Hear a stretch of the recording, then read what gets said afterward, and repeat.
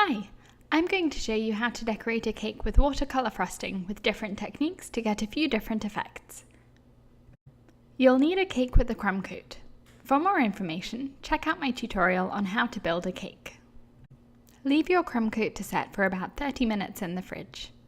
Apply a final coat of frosting to the top of the cake, and now instead of frosting the rest of the cake, we're going to place dabs of coloured frosting all over the cake. You can use a spatula or a spoon to spread it on, or fill a piping bag and squeeze it on. It's okay if you have small areas without frosting blobs, but the aim is to almost completely cover the cake with frosting blobs so you don't end up with gaps where you can see the crumb coat.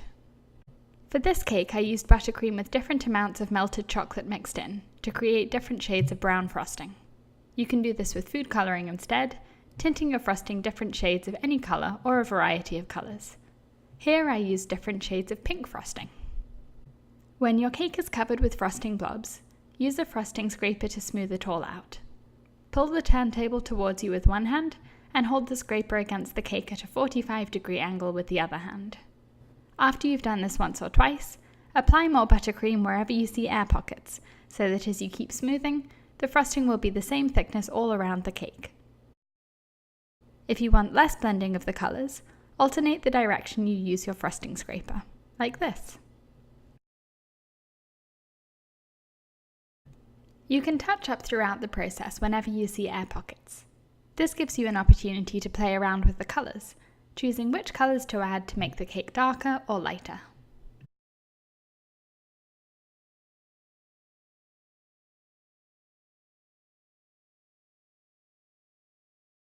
When the sides are smooth, use your frosting scraper or an offset spatula to flatten the top of the cake, pulling any frosting taller than the cake towards the middle of the top of the surface of the cake. Here's how this cake turned out. And here's an example of what this technique looks like with coloured frosting. Now, if you follow the same method with the chilled cake, you'll get a completely different effect.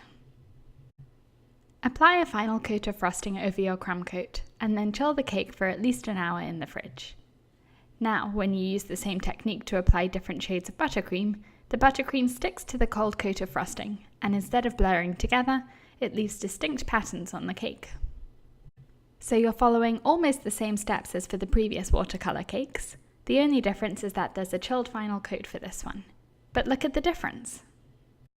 I decorated this cake with buttercream succulents. Click the link to watch my tutorial on how to make the succulents. If you want more control over how the colours are placed on your cake, apply your final coat and chill for at least 1 hour, and then use an offset spatula to apply your coloured buttercream frosting. Use a frosting smoother to take off the excess frosting, and spread the colour around the cake, repeating until you're happy with the result.